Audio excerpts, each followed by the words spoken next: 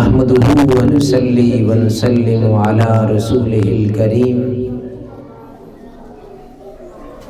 اما بعد فاعوذ بالله من الشيطان الرجيم بسم الله الرحمن الرحيم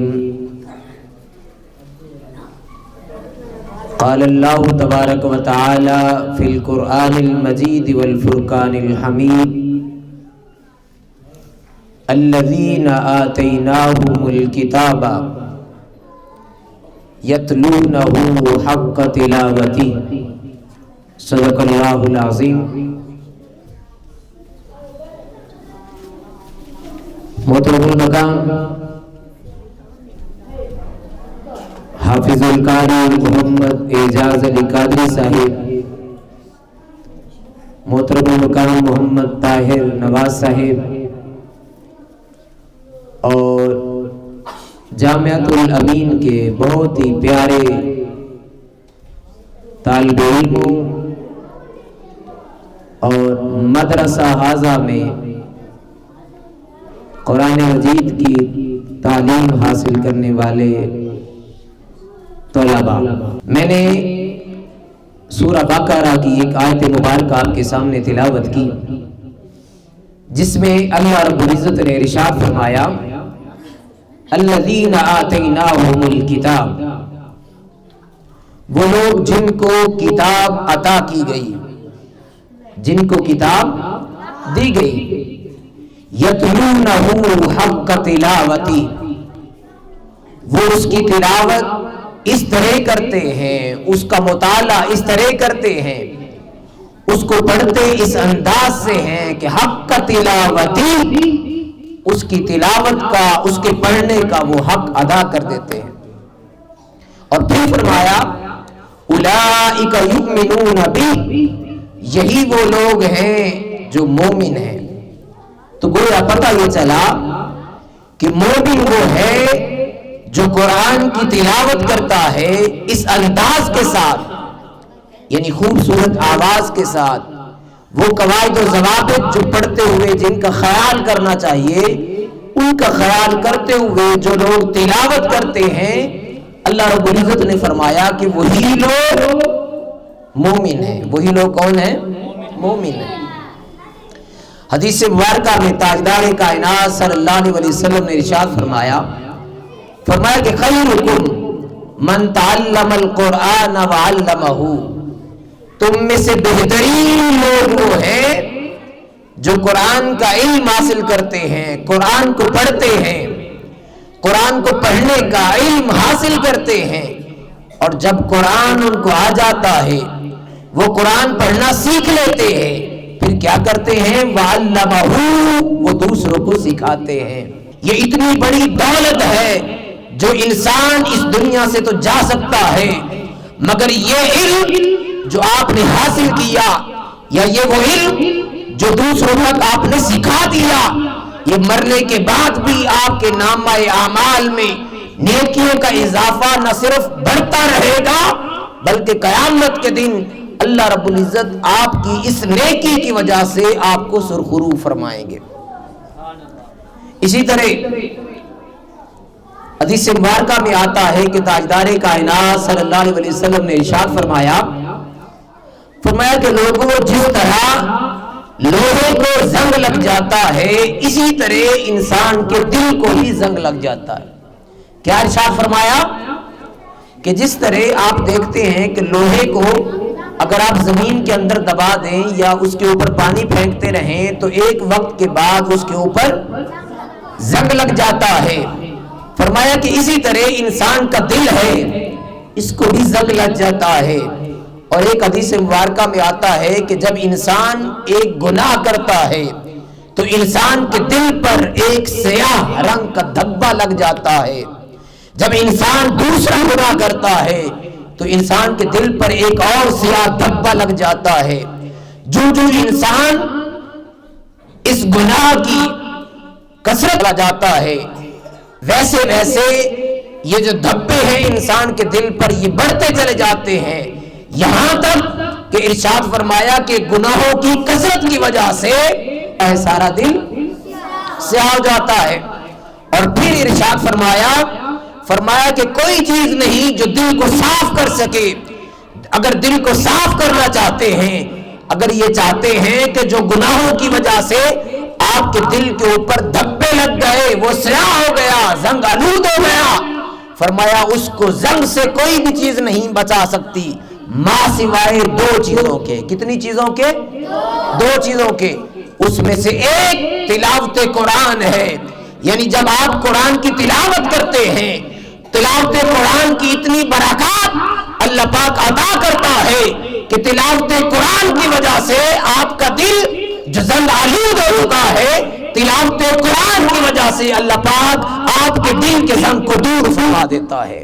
اور پھر فرمایا دوسری چیز جو انسان کے دل کو زنگ آلود ہونے سے بچاتی ہے، اور دل جو زنگ آلودہ ہو جائے اس کو اس زنگ کو صاف کرتی ہے، ارشاد فرمایا کہ وہ موت کا یاد کرنا ہے. یعنی انسان اگر موت کو یاد رکھتا ہے، ایک دن سب نے اس دنیا کو چھوڑ کر چلے جانا ہے، انسان کی موت برحق ہے. فرمایا کہ جو شخص اپنی موت کو یاد رکھتا ہے، اپنی موت کو یاد رکھنے کی وجہ سے اللہ پاک اس کے دل کے زنگ کو دور فرما دیتا ہے. اور پھر اسی طرح رسول کریم صلی اللہ علیہ وآلہ وسلم نے ارشاد فرمایا کہ میری امت کی بہترین عبادات میں سے دو عبادتیں ہیں. پہلی عبادت تلاوت قرآن ہے، اور دوسری بہترین عبادت اپنی موت کو یاد رکھنا ہے.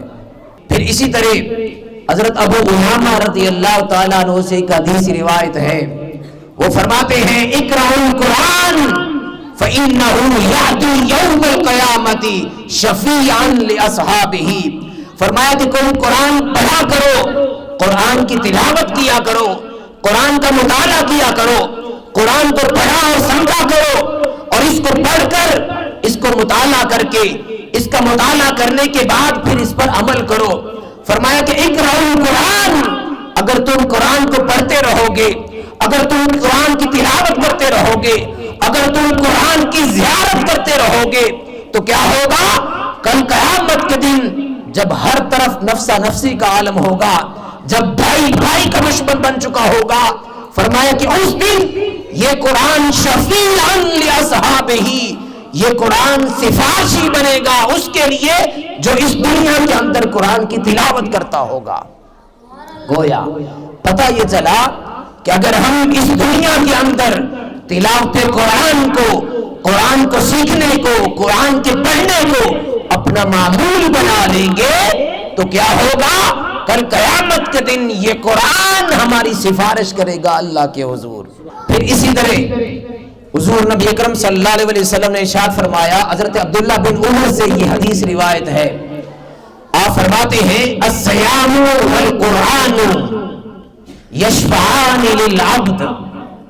حضور نے فرمایا کہ روزہ اور قرآن یشفعان للعبد، یہ اس بندے کے لیے، یعنی جو روزہ رکھتا ہے اس روزے دار کے لیے، اور قرآن جو قرآن کی تلاوت کرنے والا ہے، اللہ رب العزت کے حضور سفارش کریں گے. اللہ رب العزت کے حضور کیا کریں گے؟ سفارش کریں گے. اور ایک اور حدیث مبارکہ میں آتا ہے کہ قرآن شافع بھی ہے اور مشفع بھی ہے، یعنی قرآن اللہ کے حضور سفارش کرے گا اور اللہ اس کی سفارش کو قبول فرمائے گا. اللہ کیا کرے گا؟ اس کی سفارش کو قبول فرمائے گا.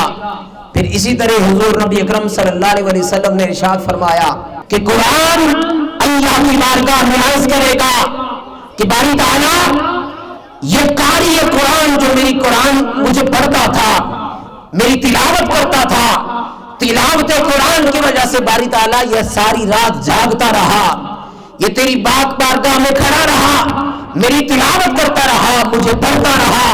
باری تعالیٰ اب آج تو اسے جہنم میں داخل نہ کر، بلکہ میری سفارش کو قبول کر اور اس کے گناہوں کو معاف فرما کر باری تعالیٰ اس کو جنت عطا فرما دے. تو عزیز بچوں، آپ کا یہ آپ کی عمر ہے کہ ابھی سے قرآن مجید کی تلاوت کو اپنا معمول بنا لیں.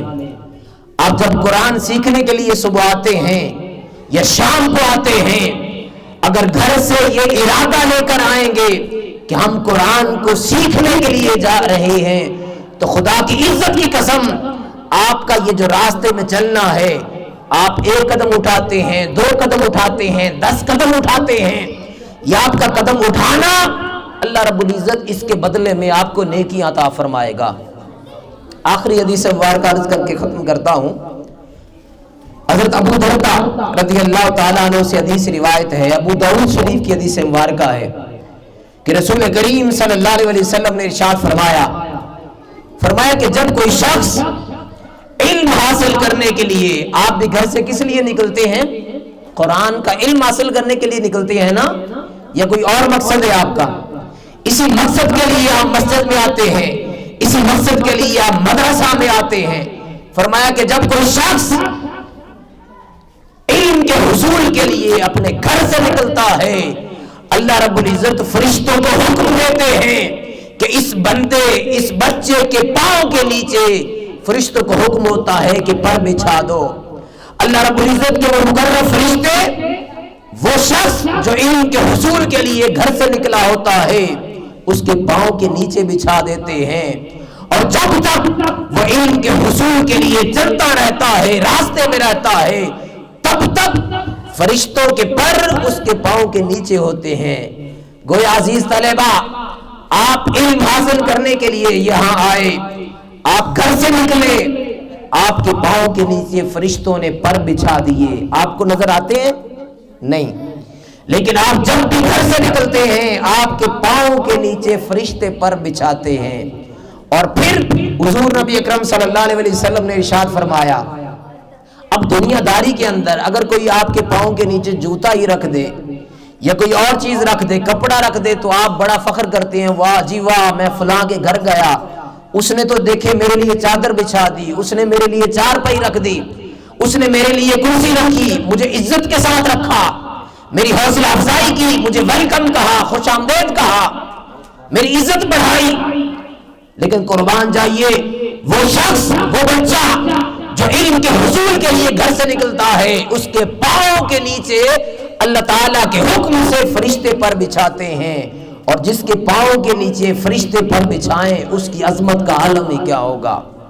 اور پھر حضور نبی اکرم صلی اللہ علیہ وسلم نے ارشاد فرمایا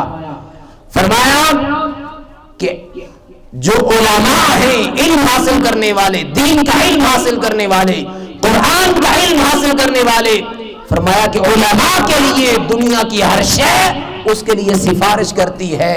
فرمایا کہ یہاں تک کہ دریا کے اندر جو مچھلیاں ہیں وہ بھی اس بندے کے لیے، اس عالم دین کے لیے، اس طالب علم کے لیے سفارش کرتی ہیں، اور اللہ رب العزت اس کی سفارش کو قبول فرماتا ہے۔ اور پھر ارشاد فرمایا کہ عالم کی فضیلت عابد پر، عبادت کرنے والے پر اس طرح ہے جس طرح کے 14ویں رات کے چاند کی فضیلت باقی ستاروں پر ہے۔ اور پھر ارشاد فرمایا کہ العلماء ورثۃ الانبیاء، علماء جو ہیں وہ انبیاء کے وارث ہیں۔ انبیاء کے کیا ہیں؟ وارث ہیں۔ گویا دنیا کے اندر علماء انبیاء کی کوئی اور وراثت نہیں، مگر اس امت محمدیہ کے اندر جو علماء ہیں، دین کا علم حاصل کرنے والے ہیں، وہ حضور نے فرمایا کہ علماء کے وہ انبیاء کے وارث ہیں۔ تو عزیز طلبہ، دعا ہے کہ پروردگار عالم ہم سب کو قرآن کا علم حاصل کرنے، دین کا علم حاصل کرنے اور اس پر عمل کرنے کی توفیق عطا فرمائے۔ آمین۔ وما علیہ الا البلاغ۔